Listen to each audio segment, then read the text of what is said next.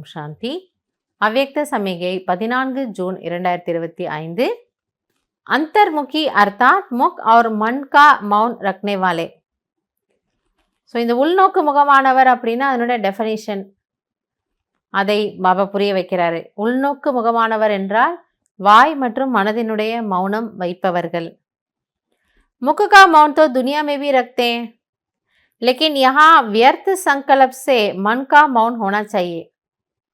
வாய் மூலமான ஒரு சைலன்ஸ் அது உலகத்தில் எல்லாருமே இருக்கிறாங்களாம். இல்லை யாரோ ஒரு பக்திமானாக இருப்பாங்க, அல்லது இது போன்ற ஏதாவது ஆன்மீக பயிற்சி செய்வாங்க. அப்போ அவங்க கூட என்ன பண்ணுவாங்க, வாரத்தில் ஒரு நாள் நான் அந்த அந்த கடவுளை நினைக்கணும் அப்படின்ட்டு அவங்களும் சைலன்ஸ் இருப்பாங்க, விரதம் இருப்பாங்க, சைலண்ட். இதெல்லாம் பக்தியில் கூட சிலர் செய்கிறாங்க.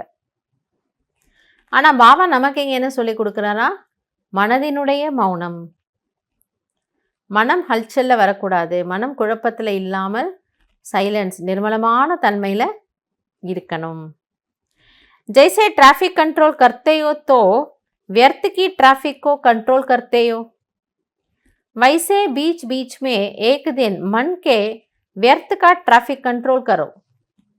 ஸோ தினசரி நமக்கு பாபா டிராஃபிக் கண்ட்ரோல் ஒரு ப்ராக்டிஸ் கொடுத்துருக்கிறாரு. அப்போ அதில் நம்ம என்ன செய்கிறோம், அவ்வப்பொழுது நம்முடைய மனதை சோதனை செய்து அந்த நேரத்தில் வரக்கூடிய எண்ணங்களின் வேகத்தை கட்டுப்படுத்துகிறோம்.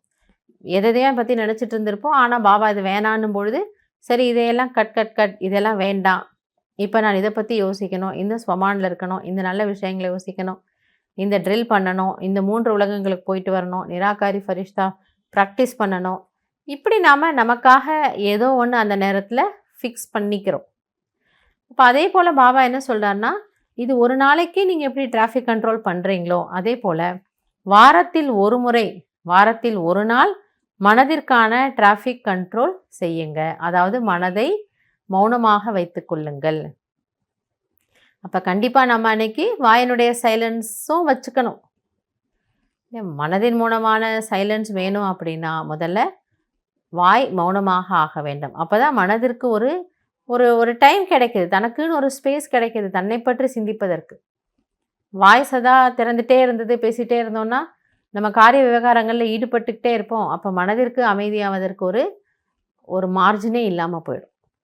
அதனால் பாபா புரிய வைக்கிறாரு, வாரத்தில் ஒரு முறை மனம் மற்றும் வாயிற்கான மௌனம் அவசியம் கடைபிடிக்க வேண்டும். நல்லது. ஓம் சாந்தி.